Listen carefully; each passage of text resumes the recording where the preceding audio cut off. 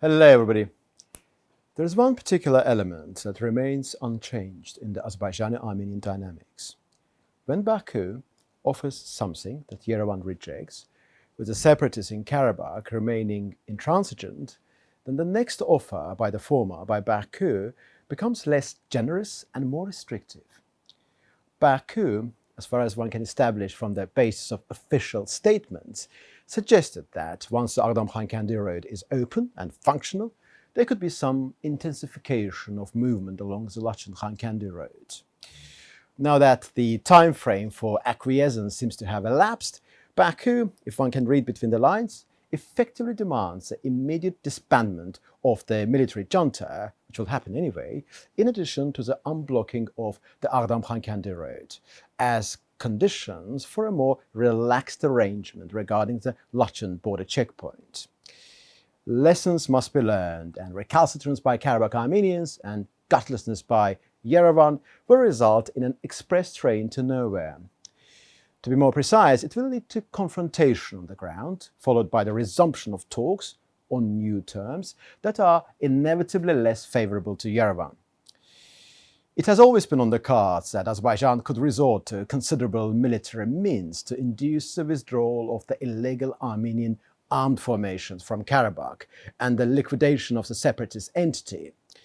The question is if Baku will wait for the separatist regime to implode or not. At some point, which may come sooner than one may think, the demands from the local population to resolve the issue will be greater, particularly bearing in mind that winter is fast approaching. Inside the zone, under the temporary control of the so-called Russian peacekeeping contingent, those with money, the so-called elites within the social structure of the Garabagh Armenians, are in a much better situation. Videos and photos circulating on social media are in abundance and are very telling.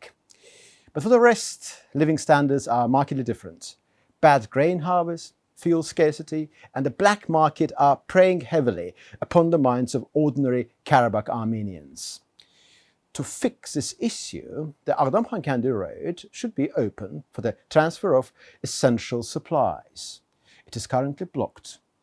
I was there myself during the final 2 days of August. During late evening on the 30th of August, there was some expectation that the so-called Russian peacekeepers would approach a conditional checkpoint installed at the entrance to the road, with 40 tons of flour brought by the Azerbaijani Red Crescent Society being unloaded from their trucks and then reloaded on the vehicles of the Russian peacekeepers, thereafter travelling on to Khankendi.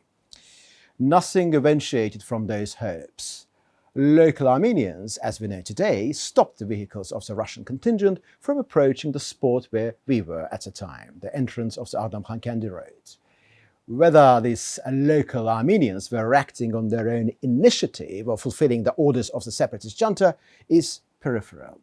The crux of the matter is that if the Garabagh Armenians are claiming that they are starving and requesting urgent humanitarian assistance, yet simultaneously rejecting supplies offered by Azerbaijan's Red Crescent Society, then the obvious conclusion is that their present struggle is not about humanitarian needs, but one of a political character. Should the Khankendi road remain blocked for a while, the situation for ordinary Garabagh Armenians will exacerbate, and the whole enterprise will assume the characteristics of a hunger strike. But hunger strikes, with a few exceptions, normally end before reaching the point of mortality. Baku can never talk to the separatist junta based in Khankendi, but the changes within the latter's unrecognized leadership render dialogue with the representatives of the Garabagh Armenians presently unlikely. Samvel Shahramanyan, the so-called new state minister of the separatists, is known for his close ties with Baku Sahakyan and Arkady Gukasyan. A so-called new speaker of the illegal parliament is David Ishkhanyan from the Dashnakstyum party.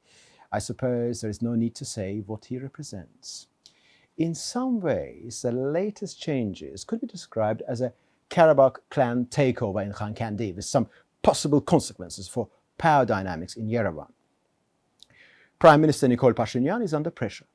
The forthcoming mayoral elections are weighing heavily on his mind. He needs to ensure the victory of the candidate of the civil contract party, Tigran Armenian. And Pashinyan's detractors are aiming to transform these mere elections into a vote of confidence on Pashinyan himself, hoping that if Armenian is defeated, it will trigger a chain of events leading to Pashinyan's removal from power.